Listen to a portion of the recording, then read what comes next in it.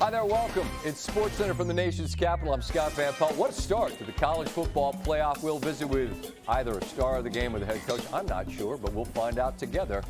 Kalen DeBoer is going to stop by. We'll also preview Saturday's slate of games. I got six-pack of winners. What do you know about that? As for the game that we just watched in Norman, a remarkable turnaround as Oklahoma roars out of the gate, fueled by all of that energy in the building. So much excitement, as big a game as they've had there in quite a long while. And for this Alabama team who looked awful in Atlanta, many people, myself included, wondered, is this the right team to be included in the playoff given the way their season ended, given the way their season started against Florida State? They answered with a resounding and emphatic, yeah, we're us. Championship DNA is part of who they are, and it was on display. Chilly night in Norman. It's the number 9 and the number 8 early on. John Mateer on the keeper. Dusty Dvoracek will join me in a minute. Reference kind of similar to a touchdown they had early in the season against Michigan. Sooners up 7-0. They had a field goal, and what a play design here as Isaiah Satania patiently waits, then gets to a wide open space in the end zone. It's 17-0. This is a 4th and 2 dice roll because 3, sure, but 7 is so necessary. Lazare Brooks spins out of a couple of tackles. On the board, it's 17-7. This is a monster play. Mateer spins out of the sack. Could he have run for the first down? Maybe, but he's got a man downfield, and the play can't be made. Xavier Robinson cannot squeeze it, so the Sooners have to punt it away. Grayson Miller just flat drops the rock, and the Tide pounce on it. We see the steps and the ball, maybe a little slippery, maybe nerves, who's to say? But Bama on it. That Sooner defense is so tough. They do force a field goal, and it's 17-10.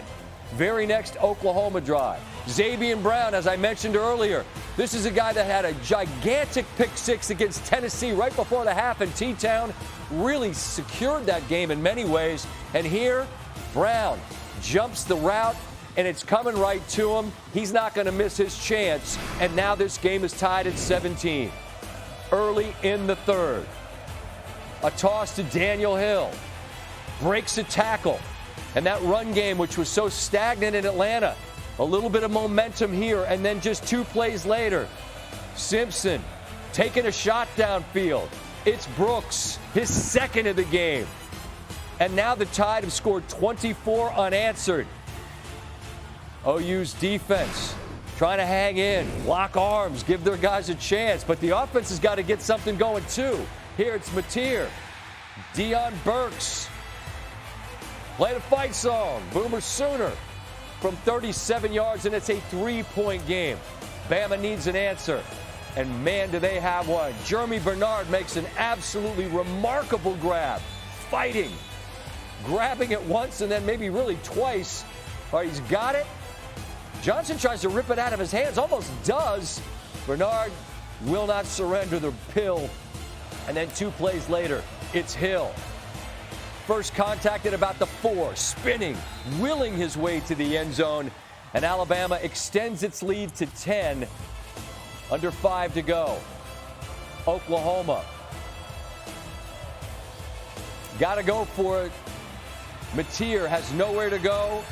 And then he does. Looking downfield, Giovanni Gibson getting close, and getting close enough for the best kicker in the nation, Tate Sandell. And is this good? No, it drifts just wide left. Just wide left. No one can believe it. The guy hadn't missed since his very first kick. I thought they did a good job on the broadcast explaining the entire ball must be inside the upright.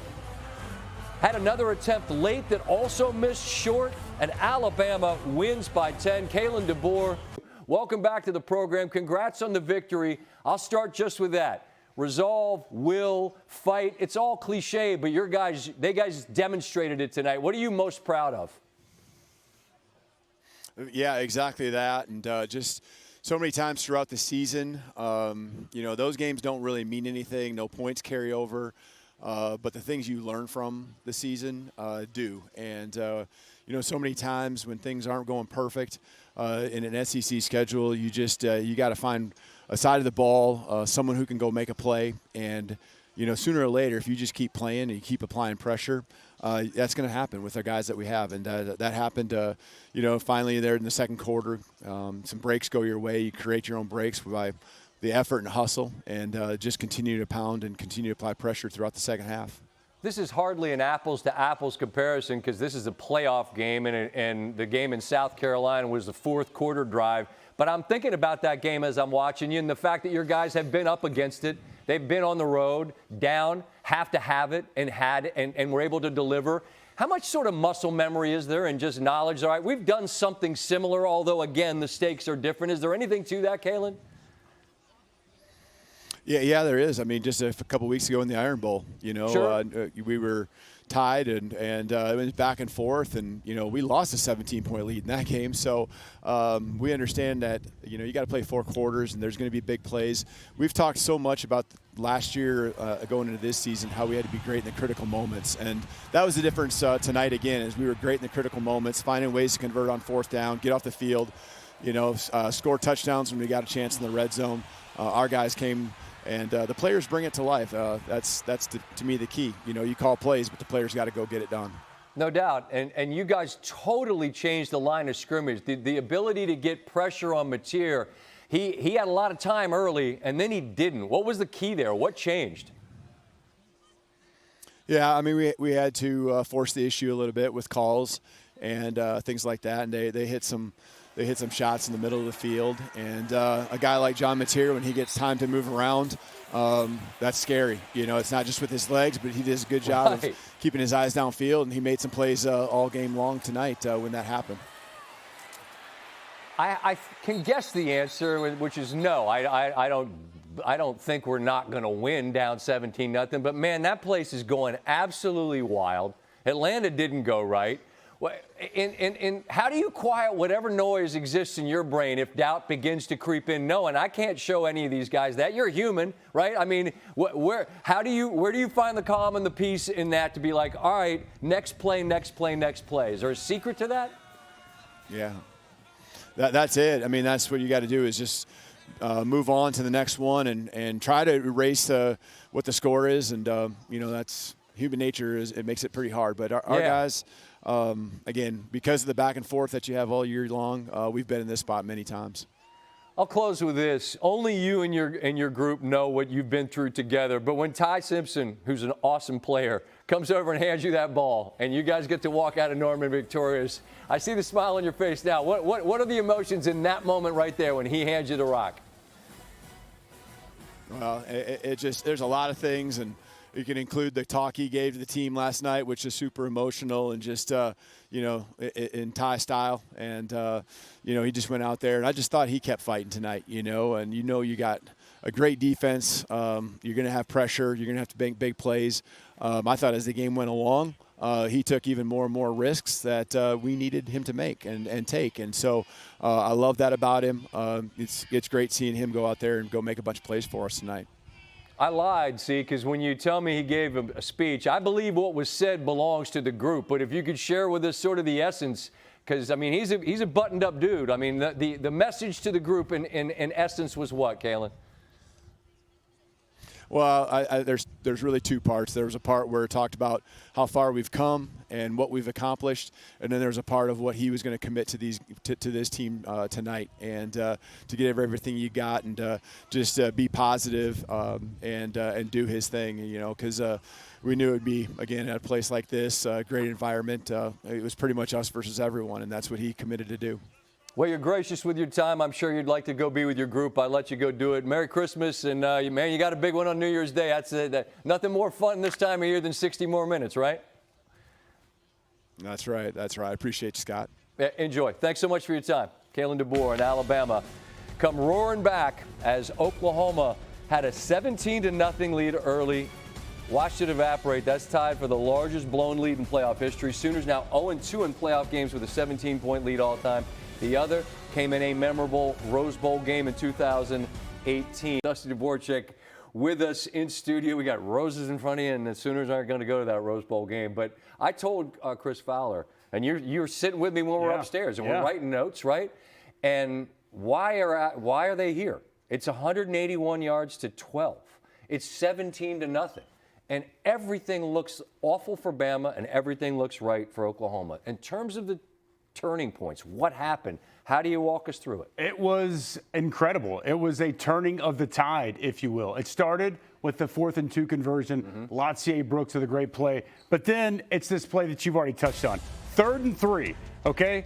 We'll walk through this. 3rd and 3, this is right after Alabama scores. And you're going to see right here, coming off the edge, Blitzer's going to get home. They're man-to-man coverage, Scott, across the board, all the way here. And I point that out because when you're a man-to-man, it opens up opportunities. Now, it's a great job by John Mateer to evade that rush.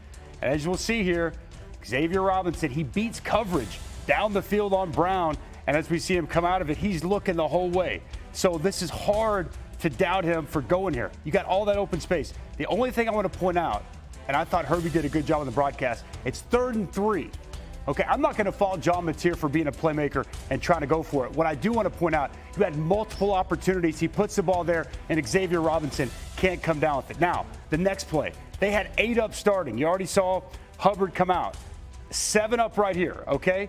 Keep an eye right here on Xavier Brown because everybody on this is going to bail. Everybody's going to bail. We're going to bail here, bail 4, and then Xavier Brown is going to come up.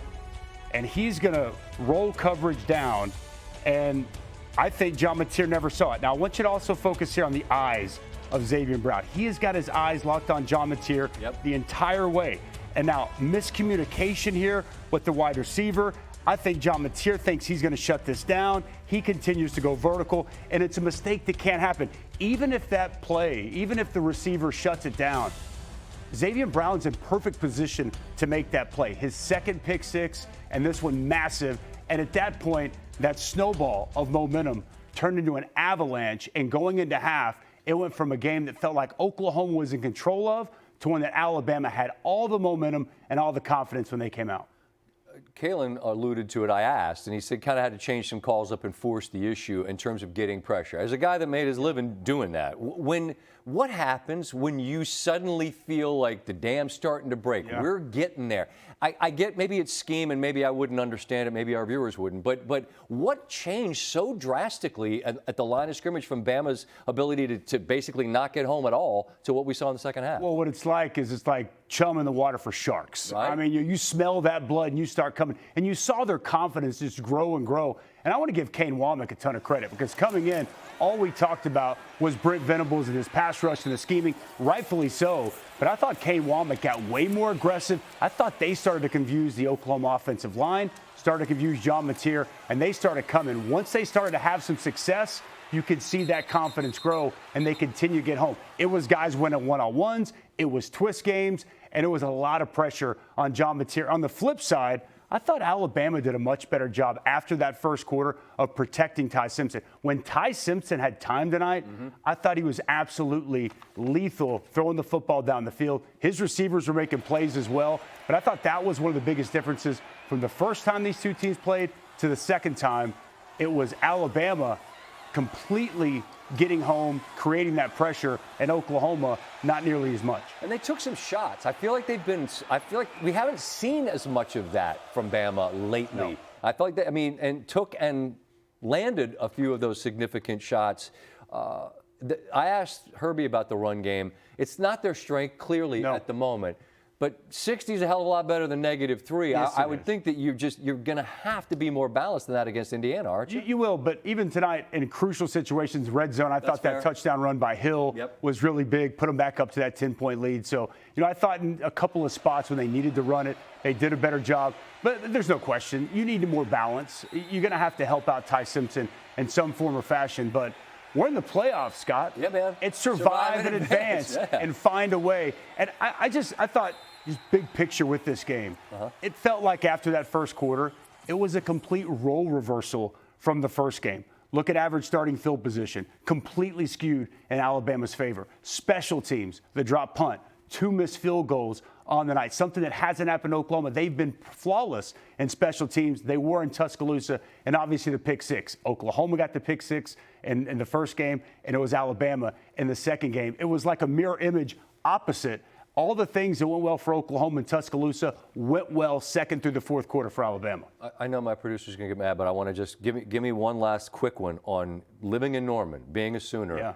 This is progress, and yet you had a 17-0 lead on your home field. How should the Sooners process the end of this season? Look, it's a great season. There's no other way to put it. You're in the playoff. It's a 10-win season. But you're up 17-0 at home with that crowd that was incredible. The environment was electric. That's a game you feel good and a chance to win. Even that play on 3rd and 3 I showed you, they make that catch. You know, who knows, then it's 24-7. Instead, you drop it, you drop the punt. That's a potential 10-point swing. This is one that's going to sit rough with Sooner fans for a really long time. I mean, nothing surprises me. It's football. And there was a heck of a lot more that was amazing, you know, than poor. So I put it all in perspective. I know, you know, what it takes, you know, the strength of this football team, and, you know, those things, you know, couldn't afford to play poorly against a good team at times. And at times we were solid, and at times we weren't what we needed to be. But again, you look at the body of work, and again, the scoreboard's all that matters.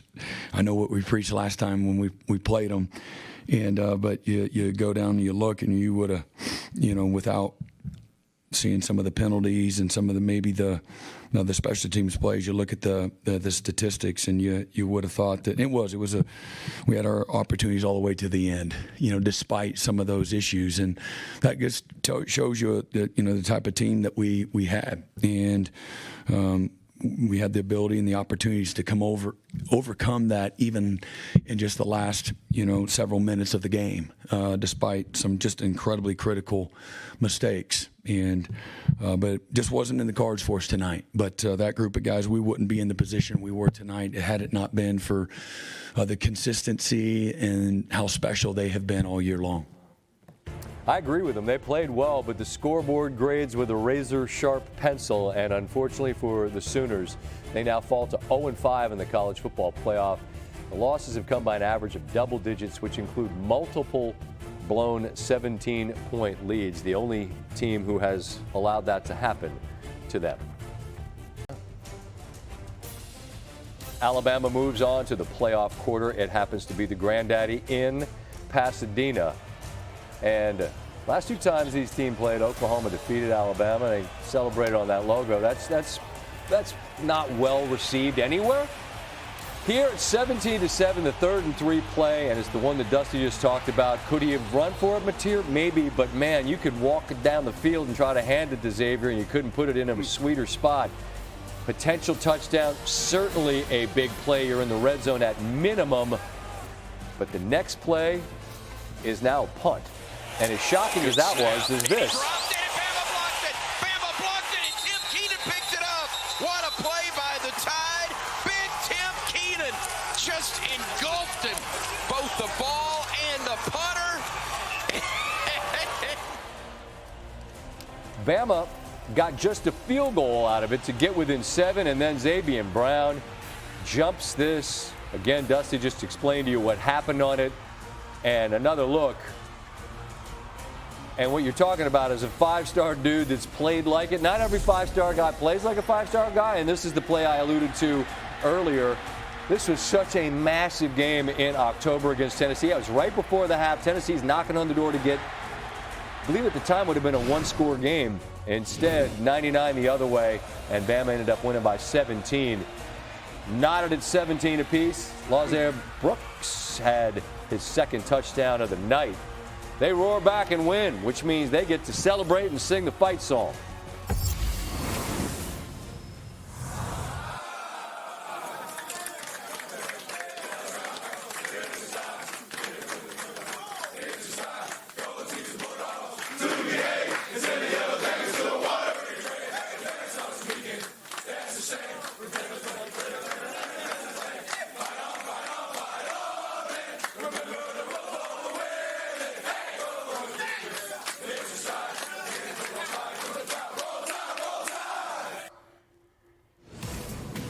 Can't imagine there's a sweeter feeling than singing the fight song on the road with the fellas after you get the victory. You see, since the start of the college football playoff, Alabama has sort of been the standard. The victory over Oklahoma moves them to 10 playoff wins, 3 more than any other program.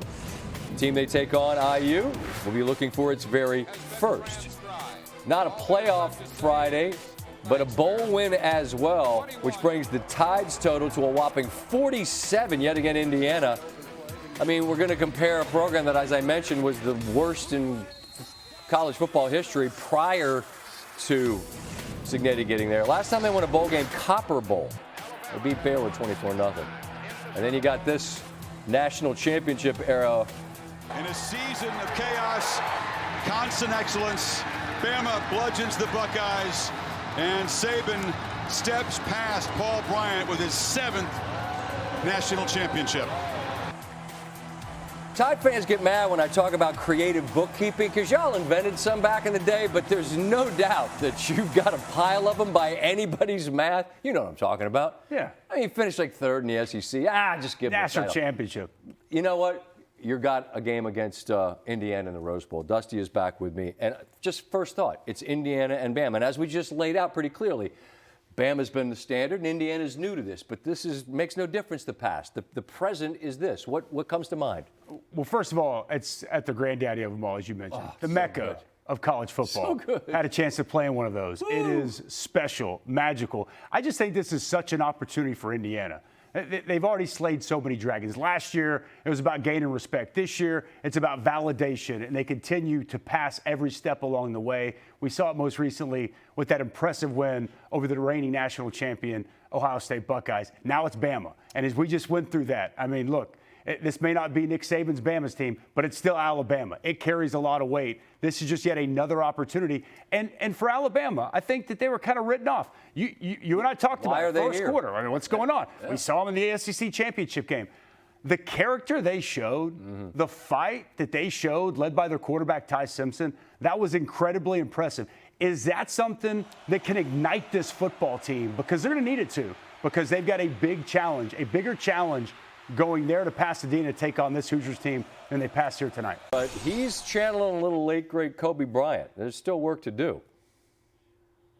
You mentioned people in this room have been doubting you. How does it feel to silence the doubters and do it coming back from down 17-0 like you guys did today?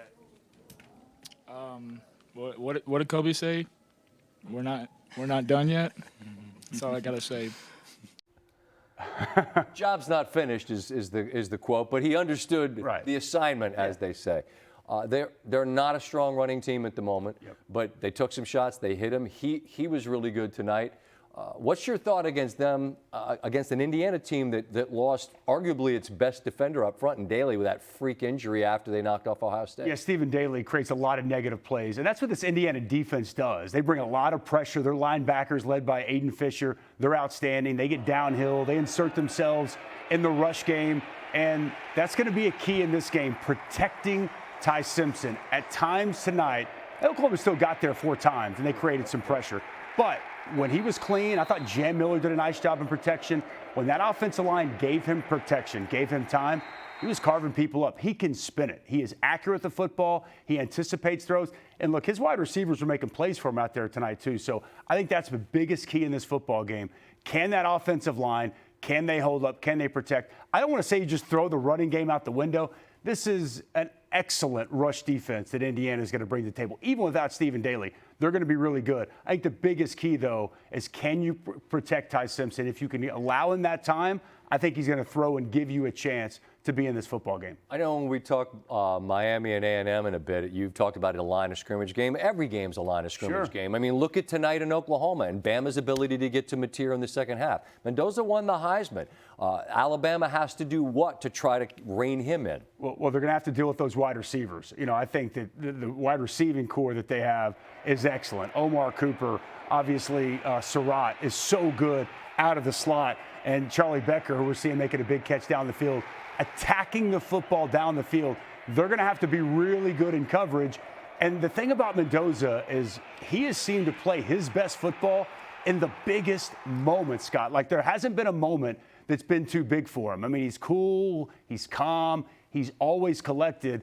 Can they rattle him? There haven't been many people that have rattled him so far this season, even on the road at Iowa early this season. A big third down conversion, touchdown to Surratt. On the road against Penn State. That's the big one. When no one's thinking he can get it done, he gets it done. Even some moments in that Ohio State game. That'll be the question.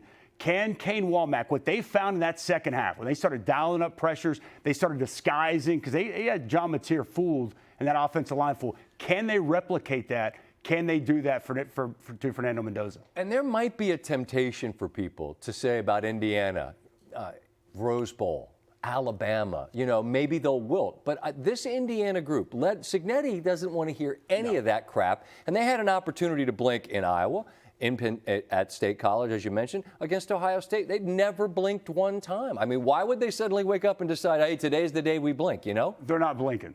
Look, this team. They might lose, but they won't blink. They're not going to blink, and they're going to fight. One thing this team, they are tough as nails. And the other part we haven't talked about, they run the football well. I mean, they got a two-headed monster running back. Sure. They can line up and run the football as well. So, hey, Kurt Cignetti, he don't know blink, Scotty. I mean, this guy, he's going to be as locked in, and his team will be as locked in as they come. This Indiana team, they're the 1 seed. They're undefeated. They're the Big Ten champs. They are legit. Hell yeah, they're favored for a reason. I've said it many times. When he got on the mic at Assembly Hall and started saying everybody in the Big Ten sucked, I thought they hired a crazy person. He ain't crazy. No, he had a plan. Google him. As he said then, all he's done is continued to win. That's a fascinating matchup. You want this, you got that. No way, watch him walk right past you. Run fast while you have the chance. Don't speak, let him look